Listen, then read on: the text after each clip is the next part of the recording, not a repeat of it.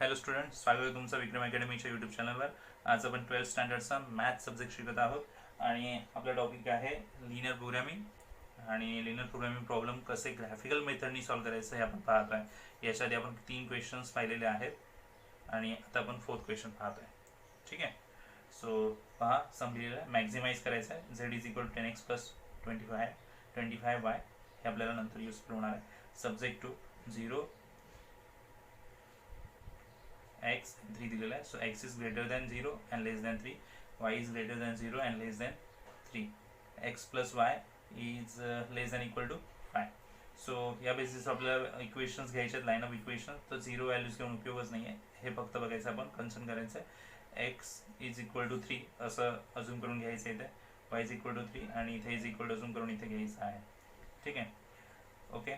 Intercept काय येणार? So सरळ व्हॅल्यू दिलेली आहे एक्सचा इंटरसेप्ट, इथे पण व्हॅल्यू सरळ दिलेली आहे वायचा इंटरसेप्ट, आणि ते याच्यामध्ये आपल्याला एक्सची आणि वायच्याशी दोन्ही व्हॅल्यूज फाइंड आउट करावे लागतील. सो एक्सचा इंटरसेप्ट 5 येणार, वायचा इंटरसेप्ट 5 येणार. ओके, इथे नंबर्स काही नसल्यामुळे सेम व्हॅल्यूची इंटरसेप्ट बनेल. कॉन्स्टंट घ्यायचा आहे, तर कॉन्स्टंट काय येणार आहे? सेम साईन आहे सगळे, आणि याच्यामुळे आपण म्हणणार आहोत रिजन जो आहे तो येणार आहे कोणत्या साईडला? Only origin side.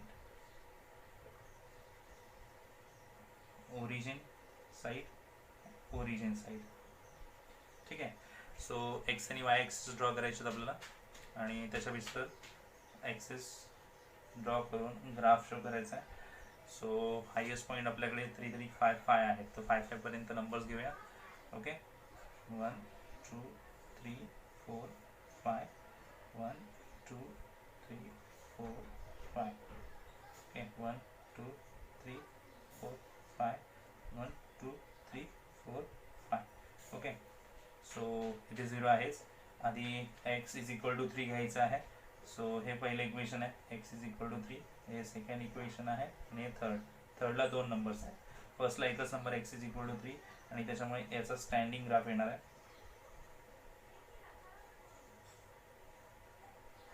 जो इथून जाणार आहे. Okay, so x is equal to 3 दाखवला. नंतर y इज इक्वल टू 3 आहे, त्याचा हॉरिझॉन्टल ग्राफ येणार आहे असा.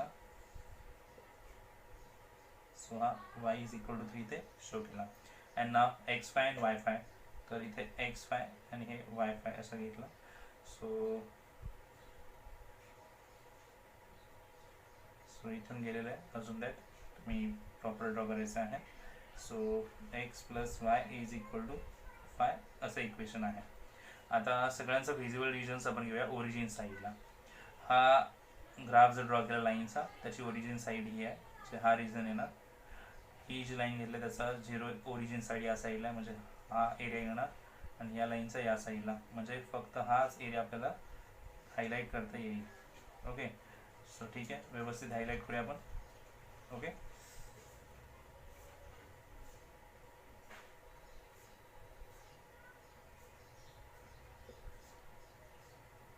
ठीक आहे, तुम्ही कम्प्लिटली ब्लॅक केलं तरी चालेल. किती पॉईंट्स मिळतात बघा? 1 2 3 4 5.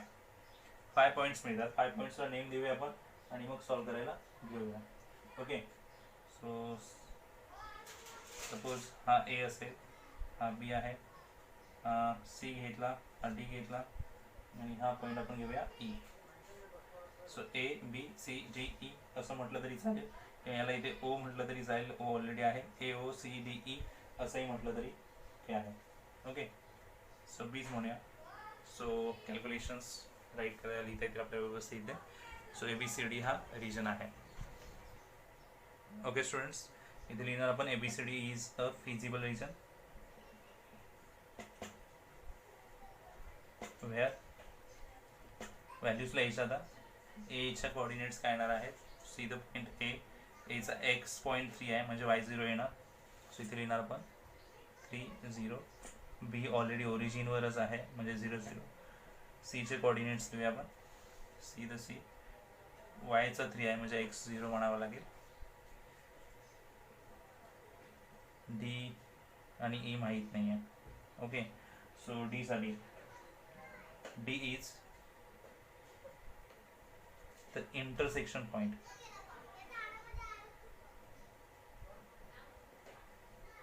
of लाईन, कोणत्या दोन लाईनचा इंटरसेक्शन पॉईंट आहे बघा, डी, हॉरिझॉन्टल लाईन ही आणि ही एक क्रॉस लाईन आहे. सो y प्लस 3 आणि x plus y is equal to y. So y plus 3 and x plus y is equal to y यांना सॉल्व करायचं आहे. Therefore values y is equal to 3 आहे. हां, सो y ची value तर 3 आहे, इथे पुट केली तर x व्हॅल्यू 2 मिळेल. x is equal to 2, y is equal to 3. Therefore D चे कोऑर्डिनेट्स आपल्याला मिळेल 2 3. अँड नाव ई पण पॉईंट आहे ना ते. Yes, E is the intersection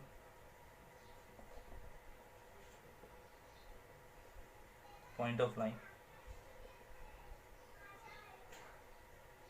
कोणती कोणती लाईन चेक करा. एक वर्टिकल लाईन आहे x plus 3, x is equal to 3 and cross line तीच आहे x plus y is equal to 5. Okay, so therefore x 3 तर आहेच, 3 ते पुट केलं तर y 2 मिळणार आहे. सो ईची कोऑर्डिनेट्स 3 आणि 2 मिळाले. ओके, आता आपल्याला कॅल्क्युलेशन्स करायचं आहे. सो टेबल क्रिएट करावं लागेल. ते पॉईंट्स घेणार आपण, इथे लिहिणार आपण z इज इक्वल टू आपलं इक्वेशन जे आहे 10x plus 25y. So first A घेऊया. एचे कोऑर्डिनेट्स आपण लिहिले वरती 3 0 आहेत ना. येस, 3 0 पुट करें value. So 10 x 3 y 0 means हे तर 0 गेले, 30 येणार. b ची व्हॅल्यू 0 0 आहे, मीन्स 0, इकडे पण 0, तर हे 0च राहतील. ठीक आहे. c ची व्हॅल्यू 0 3 आहे. सो 10 0 प्लस 25 3, तर हा 0च होईल आणि हा होणार 75. डी ची व्हॅल्यू आहे 2 and 3. सो 10 2 प्लस 25 3 म्हणजे हे 20 आणि हे 75 किती होती 95. ठीक आहे. अँड आता लास्ट ई, ज्याच्यामध्ये 3 आणि 2 कोऑर्डिनेट्स आहेत, वरती शोधलेत आपण. 10 3 प्लस 25 2, तर 30 प्लस 50 किती होणार 80. सो कुठे मॅक्झिमाइज आहे ते आपण सांगूया. So maximum value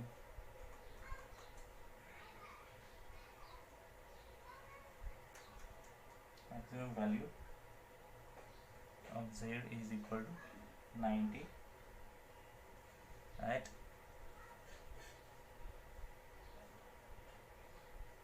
95. Okay, at D 2 3 8.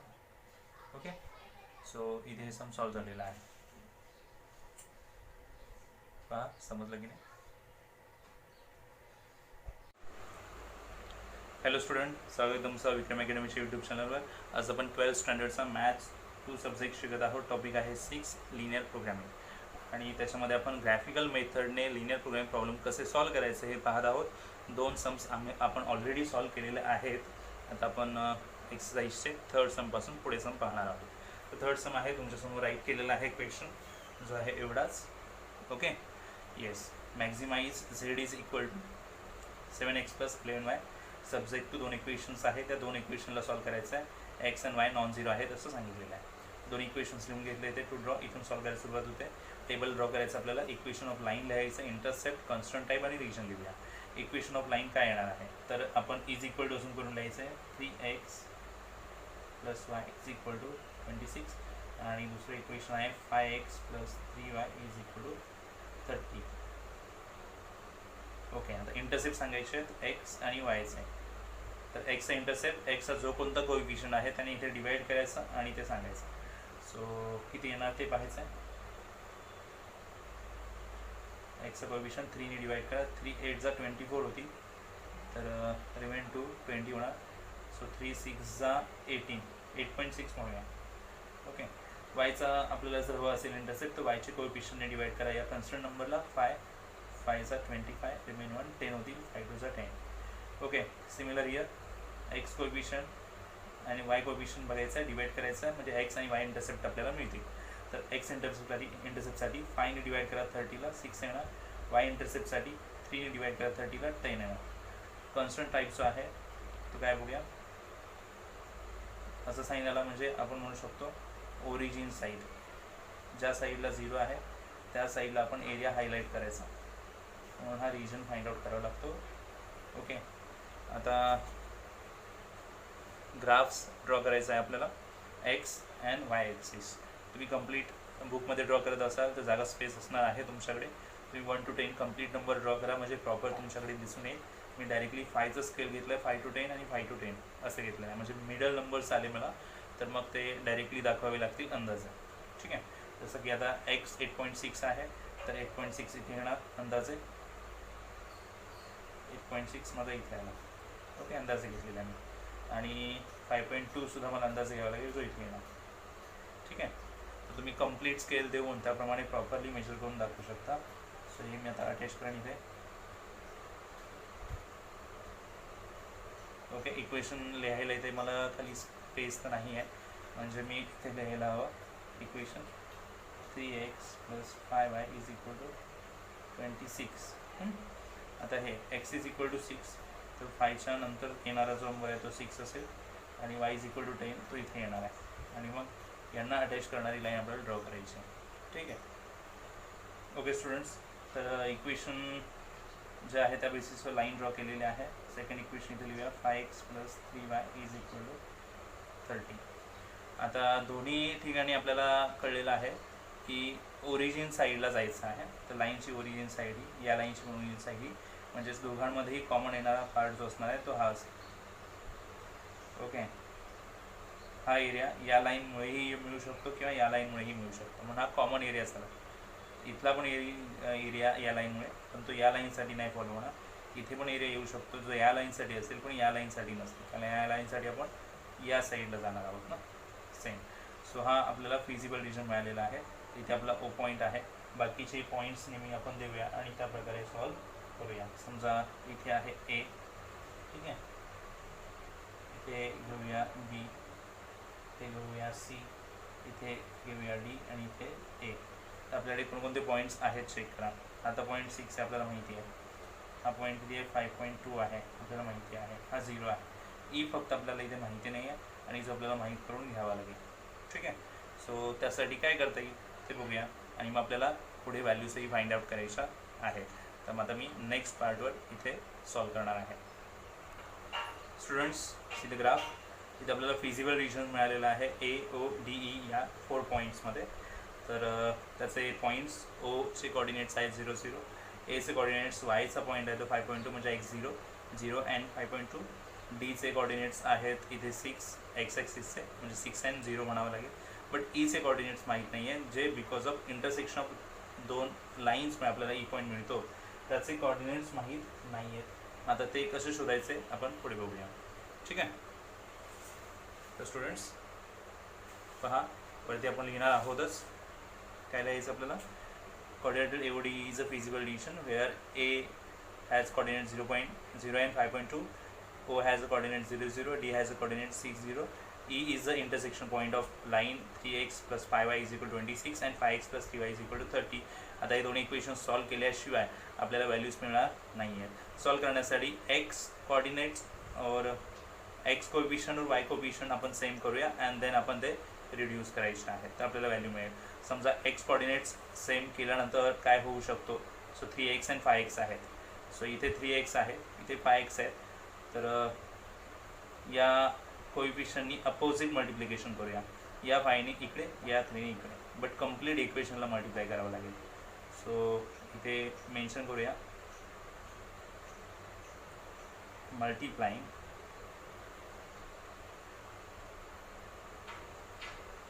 equations, above equations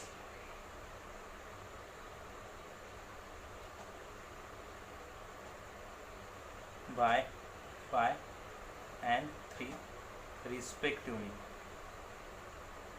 Okay, so 5 ने मल्टिप्लाय केलं, so 15x plus 25y is equal to 130 and 3 multiply 15x, okay, plus 9y is equal to 90. दोघांची सबट्रॅक्शन करायची आहे. Subtraction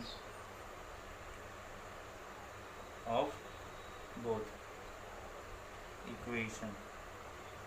so 15x plus 25y is equal to 130. Arrange करूया म्हणजे तुमच्या लक्षात येईल. सबट्रॅक्ट केला तर मग हे लेस होती. 50 मायनस 9 किती यायला हवे, 16y, आणि इथे लेस केल्यानंतर किती यायला हवे, 40. So y is equal to 40/60. Divide करा वायला. येस, 16 2 जा 32, रिमेन 16, 5 जा 18. 8 होतील ना, म्हणजे 80 होणार. y 2.5 आहे. So therefore x is equal to, y 2.5 तुम्ही पुट केला इकडे तर तुम्हाला x व्हॅल्यू मिळायला हवी. समजा इथे पुट केला या सेकंड इक्वेशनमध्ये तर काय होईल, साईडला पुट करूया. So 5x plus 3 2.5 is equal to 30. 5x plus 7.5 30, okay. आता 5x plus is equal to 30 minus 7.5 म्हणूया. हा नंबर तिकडे गेल्यावर लेस होईल. सो 30 मायनस 7.5 किती येणार, 22.5. आणि फायनली 5ने डिवाइड केला दोन्ही साईडला तर काय होईल, तर 5 4 जा 20, okay, 0.2 and 5 25, 5 y 25. So y येणार आपल्याकडे 2.5 आणि x येणार 4.5. आणि हे कोऑर्डिनेट्स आपल्याला मिळणार आहेत ईचे. 4.5 x आधी लिहायचा आणि y नंतर लिहायचा. आणि या बेसिसवर आपल्याला व्हॅल्यूज फाइंड आउट करायचे आहेत फायनल टेबलमध्ये फिलअप करून, ओके, पॉईंट्स. आणि जे इक्वेशन आहे आपलं ते z is equal to 7x plus 11y, profit function आहे ना ते. येस, पॉईंट पहिला ए 0 and 5.2, 7 0 प्लस 11 5.2. जी आन्सर येणार ते, कारण याची व्हॅल्यू 0 होते त्याचंच मल्टिप्लिकेशन घ्यावं लागेल, ओके. सो 11 2 जा 22, कॅरी 2, 11 55 and 2 57, ओके. ओ 0 0, तर दोन्हीकडे 0 पुट होतील लेटेस्टमध्ये, व्हॅल्यू 0. नंतर येतो डी 6 0, 6 होतील आणि इकडे 0 होणार. सो फायनल व्हॅल्यू 42, कारण 0ची व्हॅल्यू नाही आहे. आणि ई जो आपण शोधला 4.5 2.5 प्लस 11, ओके.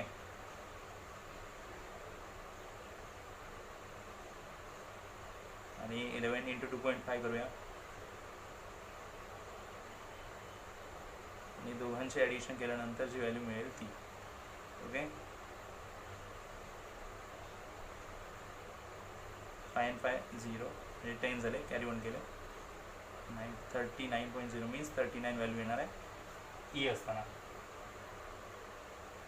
ओके. मिस्टेक झाली आहे का, ओके ओके ओके. 3 and 2 5 59 येणार ना, येस 59 व्हॅल्यू येणार ई असताना. आता मॅक्झिमाइज इक्वेशन म्हटलेलं आहे सुरुवातीलाच, तर मॅक्झिमम व्हॅल्यू कधी येते, पॉईंट ई असताना. इथे मेन्शन करायचं होता. सो हिअर काय लिहिणार, maximum value of z is equal to 59 at E 4.5 2.5. हे फायनल आन्सर असेल. बघा, सम सोडवायला आपल्याला जास्त वेळ लागलेला आहे, बट एवढा वेळ देणं गरजेचं आहे. हे 2 इक्वेशन्समध्ये आपल्याला सॉल्व करावे लागले. असं होऊ शकतं 2 इक्वेशन्समध्ये तुम्हाला सॉल्व करावं लागेल, बिकॉज ती इंटरसेक्शन व्हॅल्यू तुमच्याकडे नसेल. हे असं कधी होणार, इथे असा इंटरसेक्शन पॉईंट दिल्यानंतरच असं होऊ शकतं. तर पहा संपूर्ण सम तुम्हाला समजलं की नाही. ओके.